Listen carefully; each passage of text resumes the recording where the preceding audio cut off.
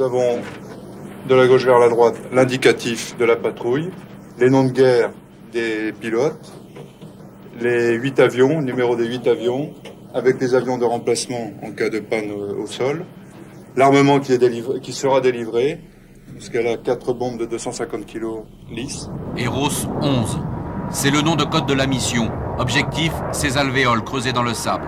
Elles abritent des canons, des véhicules, des munitions, bref, de l'artillerie irakienne. Le lieu, Sud-Koweït, les moyens, une patrouille de 8 Jaguars.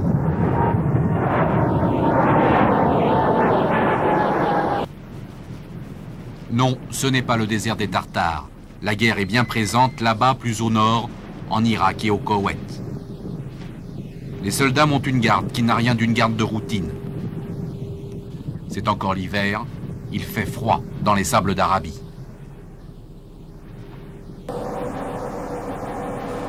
Le poste est installé sur les collines qui protègent la base d'Al-Assa, où s'est installée l'aviation française le temps de la guerre du Golfe. Al-Assa, c'était un aéroport civil, une piste, un aérogare qui accueillait un avion de ligne par jour. Un site isolé, choisi par le ministre de la Défense, à l'époque Jean-Pierre Chevènement, qui ne souhaitait pas que les forces françaises se mêlent aux troupes américaines.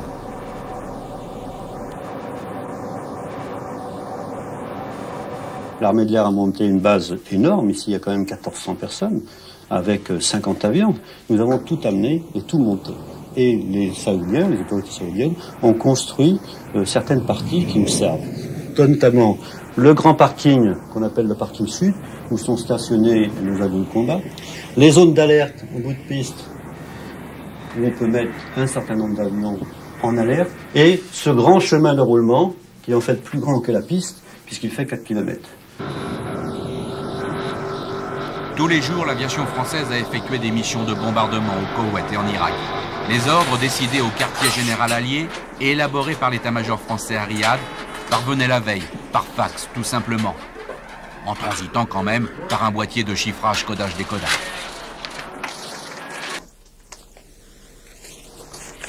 Le dossier d'une mission, c'est une dizaine de feuillets remplis pour l'essentiel de chiffres et de diagrammes.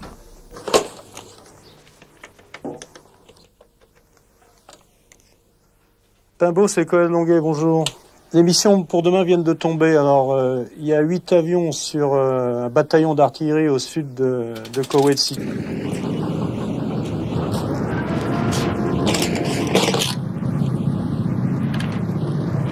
On va remettre le chargeur donc sur le rack. Oui, c'est un chargeur de quoi? Cartouche infrarouge. Pour leurrer que l'avion sera accroché par un missile infrarouge par exemple.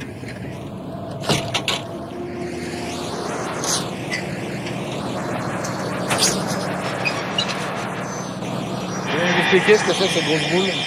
C'est un réservoir d'oxygène liquide qui va servir à alimenter le pilote en oxygène à travers son masque.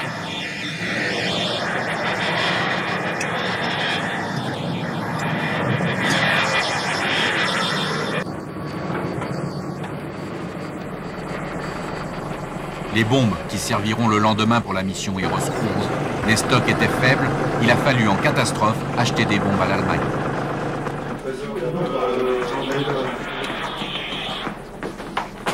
La salle des opérations. Et ce sont bien les ordres de demain. Hein. Ouais, c'est pour demain.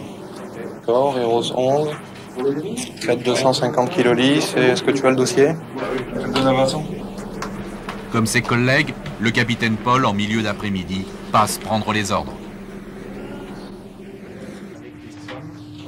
Le chef de la mission, on dit le leader, sera le lieutenant Vincent. Il discute ici du dernier rapport des services de renseignement qui précise les positions de l'artillerie anti-aérienne. La menace n'a pas disparu demain matin, on fera ça. On est quasiment en timing, on ouvre plus, on s'écarte, on évite les verticales. Ah ouais, remarqué la dernière fois? La dernière fois, hier, je suis allé Tous les pilotes étudient maintenant leur vol. Le temps de préparation, la mission elle-même, le débriefing, cela prend 24 heures. Les pilotes volent un jour sur deux. En vol, la qualification prime le grade. Il n'est pas rare que le leader soit d'un grade inférieur à certains de ses équipiers. Cela est de tradition dans l'armée de l'air. Et le leadership varie selon les missions. Non, on retrouve les miennes. ce rectangle-là. Briefing du soir. Tous les pilotes sont rassemblés sous une grande tente de bédouins. Au rapport, l'officier de renseignement, l'OR. Il s'agit de Saddam International, où 4 hangars sont touchés, et As-Salaman Nord, 2 hangars touchés. Il y a 3 points à retenir importants pour la mission de demain. Il y a des missiles qui sont tirés en tir de barrage. Deuxième point, l'OR l'a précisé, il y a une densité d'artillerie anti-aérienne, en particulier au niveau du point où vous attaquez. Alors ce qui est vital pour vous, c'est de respecter l'altitude de tir, c'est-à-dire d'initier votre visée à partir de 20 000 pieds et surtout de ne pas dépasser 13 000 pieds en point bas, parce que c'est là que votre sécurité est en jeu, parce que là vous rentrez dans le domaine de l'artillerie solaire, dans leur domaine d'efficacité. C'est l'heure du dîner. Les produits sont fournis par les Saoudiens, les repas sont préparés par les cuisiniers français. Bien sûr, pas de charcuterie, pas d'alcool. La cantine est maintenue ouverte 24 heures sur 24. Officiers, sous-officiers et hommes du rang mangent à la même table. Moment apprécié car moment de détente qui se poursuit parfois au foyer sous la tente voisine.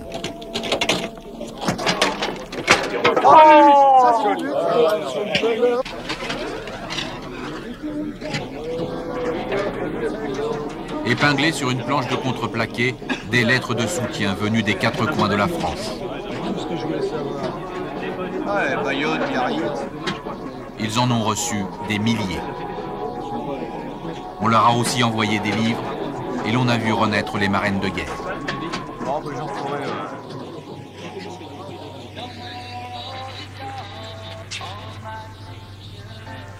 Les journaux arrivent avec beaucoup de retard, mais l'état-major leur fait parvenir chaque jour une revue de presse.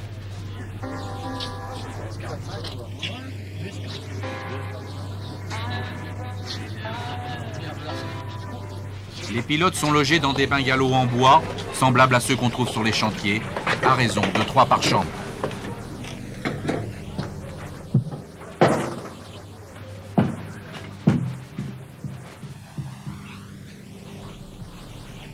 En nous accueillant chez lui, Paul est fier de nous montrer le dernier dessin de son fils. Ouais, il a fallu quelques heures pour faire ça.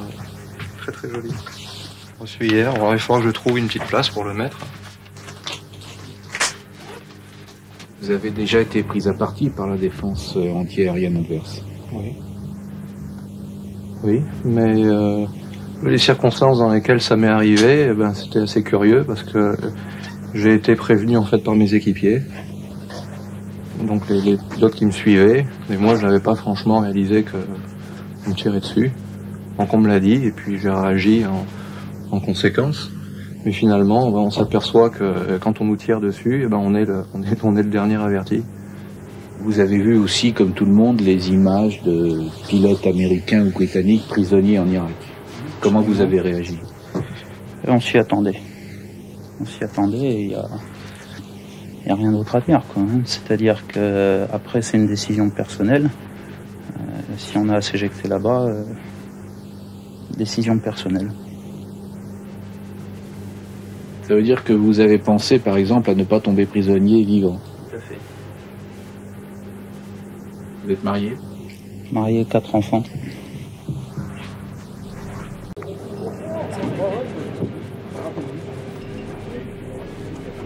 Mis à part les pilotes et les officiers supérieurs qui dorment dans des bâtiments en dur, tous les autres personnels vivent sous des tentes de campagne dans ce village de toile. Rassemblement des équipes CNDP et CDCB numéro 3 à 9h30 devant l'infirmerie. Rassemblement des équipes CNDP et CDCB numéro 3 à 9h30 devant l'infirmerie.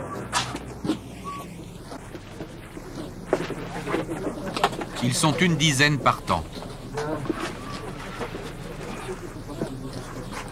Tous sont des professionnels, mais rares sont ceux qui auront découvert un peu l'Arabie Saoudite. Ils n'ont pas eu quartier libre, ils sont restés en permanence consignés dans la base. Bien décoré ce casque. Bon, en effet, vous avez donc le grade saoudien, le nom, ici répertorié les 2 détachements effectués, et tout autour les 19 alertes Scud, donc à compter notre arrivée jusqu'au dernier.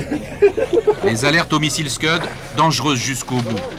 On en a compté 5 en une seule nuit.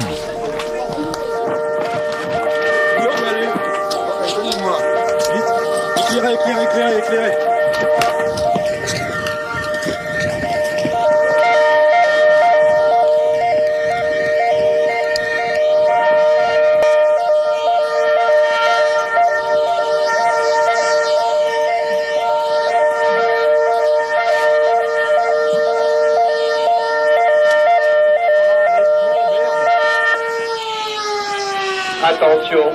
Attention. Préavis d'attaque missile. Rejoindre l'abri le plus proche. Mettre le mat. Mettre la T3P.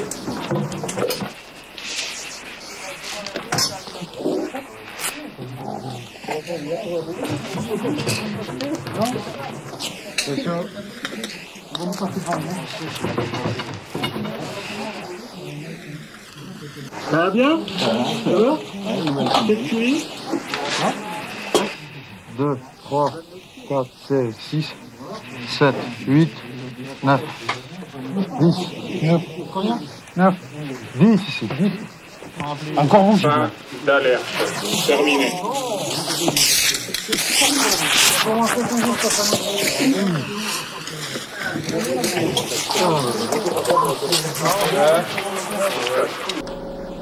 « 5h30.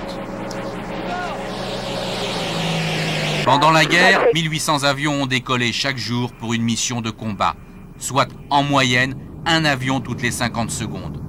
On imagine la tension des aiguilleurs du ciel. Alors là, on s'insère dans un dispositif qui est extrêmement complexe. Au niveau du ravitaillement vol, par exemple, on est tenu de respecter à la minute près nos heures de rencontre avec les Boeing ravitailleurs en vol. Et sur zone, sur un territoire qui est extrêmement exigu, eh bien, nous trouvons encadrés par des dispositifs alliés, par exemple des F-16 ou des B-52, nous sommes tenus de respecter à la minute près notre heure sur objectif. Les pilotes de la mission Eros 11 se sont préparés. Comme ils attaqueront en bordure de plage, certains ont enfilé une combinaison étanche. Elle les protégera du froid s'ils doivent s'éjecter en mer. D'autres préfèrent la combinaison sable, plus apte au camouflage s'ils s'éjectent au-dessus du désert. Et s'ils tombent à l'eau, eh bien ils escompteront un secours rapide de la Navy américaine qui contrôle le Golfe. Dans ce domaine vestimentaire, aucun ordre n'est donné. En cas de crise, eh bien, c'est à la diligence de chacun. Chacun estime ce qu'il doit faire ou ne pas faire. Pour ma part, j'ai choisi donc 100 combinaisons étanches pour aujourd'hui. Louis, c'est bien ton anniversaire aujourd'hui? Ouais, c'est mon anniversaire. Ils sont revenus au vivant.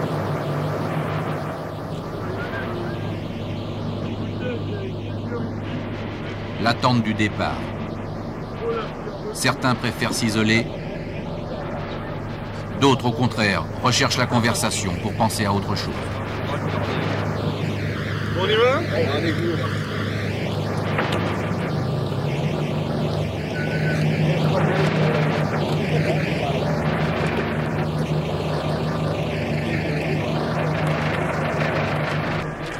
Le bus les emmène d'abord à la piste. C'est ainsi qu'on nomme le PC des mécaniciens. La cérémonie rituelle de la signature. En signant son registre, le pilote prend possession de son avion. Il en devient responsable. Mais ce registre est aussi le carnet de santé de l'appareil. On y recense toutes les anomalies, toutes les pannes et tous les travaux effectués par les mécanos. L'entretien d'une machine aussi sophistiquée est bien sûr compliqué. Relativement compliqué. Disons que pour une heure de vol, on effectue environ 10 heures de travail de mécanicien. Bonjour.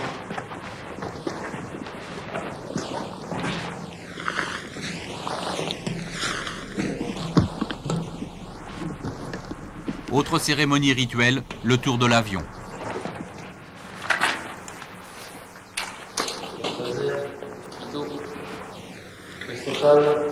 Oxygène, fer, stroboïde, départiteur, génétatique.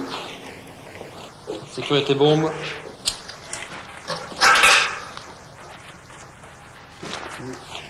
Prise de remplissage et micro-turbo.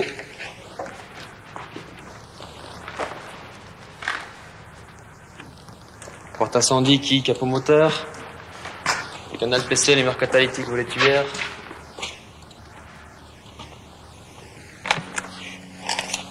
Oxygène, normal, secours, anti-G. Ça marche. Ok. C'est bon. Ok, bon vol. Allez, à tout à l'heure.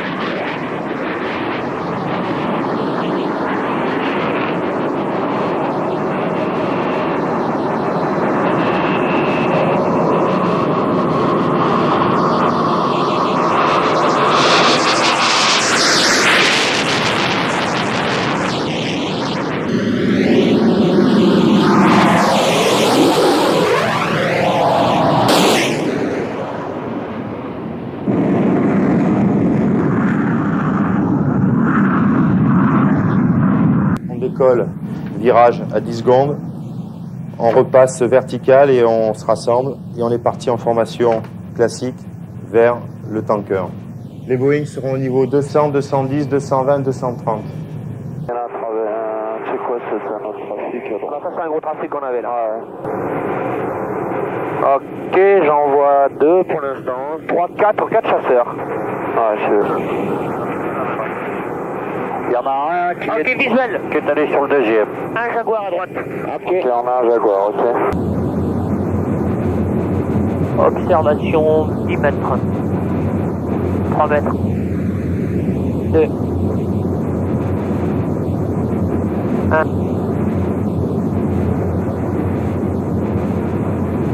Contact. Et ça prend combien de temps le ravitaillement? Disons 800 kilos minutes, donc 4 à 5 minutes en fonction du temps d'approche. Et t'as pas pris l'appareil photo ce matin? Comme un con, je l'ai oublié, j'étais mal réveillé. Putain, j'ai les boules. T'as les boules. S'en fout, nous on n'a pas les photos. Tu disconnectes. Perche gauche. C'est le dernier virage, je suppose alors. Ouais, le dernier. Le premier virage. Après le ravitaillement, les Jaguars se dirigent vers le golfe arabo-persique pour contourner le Koweït par la mer et piquer droit sur leur objectif. 20 minutes de vol à peine les amènent en position d'attaque. Ok, leader, c'est parti.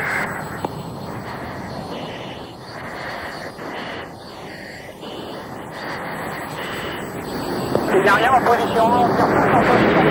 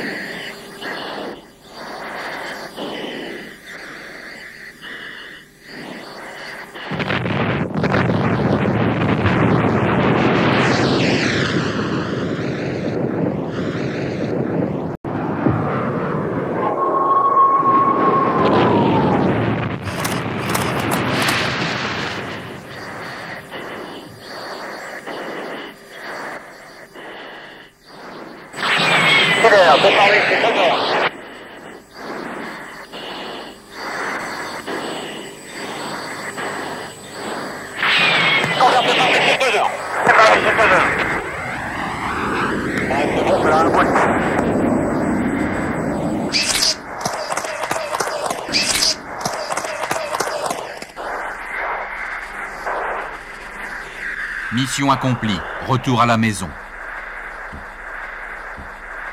Sur la base, ils sont attendus avec anxiété. Sur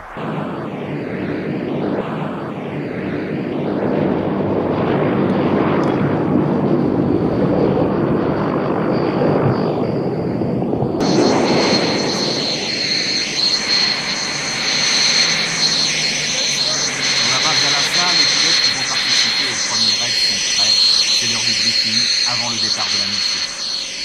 La punition, c'est la destruction d'un objectif qui se trouve à proximité de Bassora, un pont, environ à 5 km au sud de Bassora.